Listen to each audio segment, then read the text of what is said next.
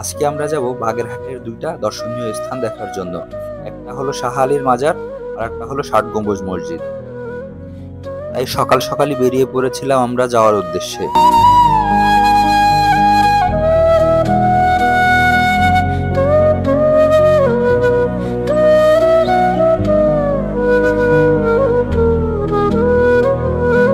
Bike নিয়ে আমরা দুজন রওনা হলাম গন্তব্যস্থলের দিকে।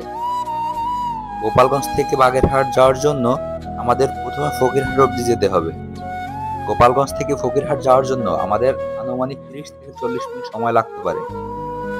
আর গোপালগঞ্জ থেকে খুলনার রাস্তাটা মাশাআল্লাহ এত সুন্দর, যেতে যেতে আপনার একটু বোরিং ফিল হবে না। কথা বলতে বলতে আমরা প্রায় ফকিরহাটের কাছে চলে এসেছি। ফকিরহাট থেকে বায়ের রাস্তা দিয়ে আমরা বাগেরহাটের দিকে যাব। এই একই রাস্তা ধরে আমরা যেতে থাকবো। 20 থেকে 25 মিনিট বাইক রাইড করার পরে আমরা চলে এসেছি শাহ আলীর মাজারের গেটে। গেটের রাস্তা ধরে আমরা ভিতরের দিকে রওনা হলাম। কিছুটা যাওয়ার পরেই আমরা মাজারের মেইন গেটটা দেখতে পেলাম।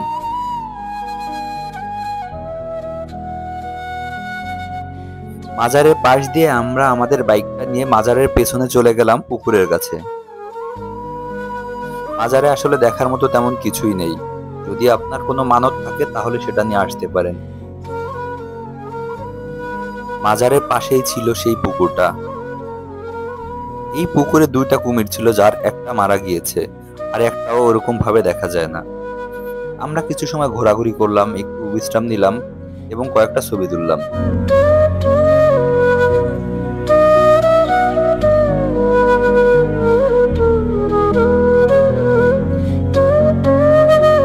তারপর আমরা রওনা দিলাম ষাট গম্বুজ মসজিদের দিকে।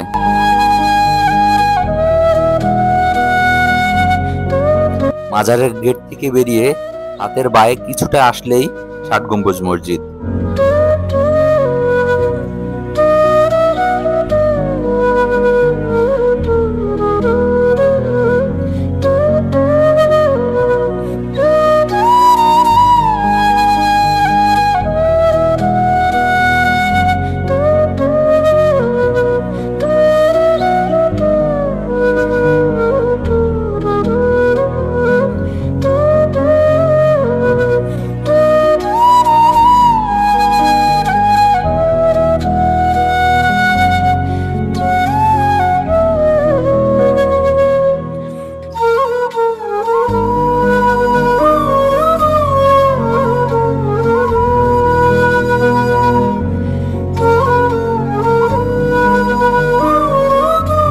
পার্কিং এ আমাদের গাড়িটা পার্ক করে আমরা ঢুকে পড়লাম ষাট গম্বুজ মসজিদের ভিতরে।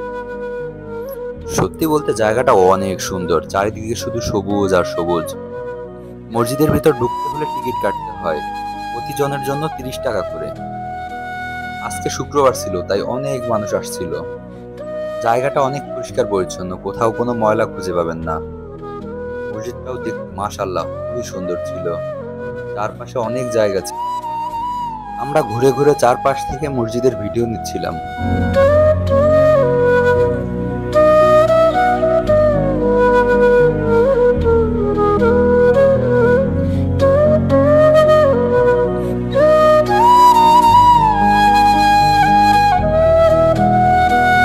তারপর মসজিদের গেট দিয়ে ঢুকে পড়লাম মসজিদের দিকে।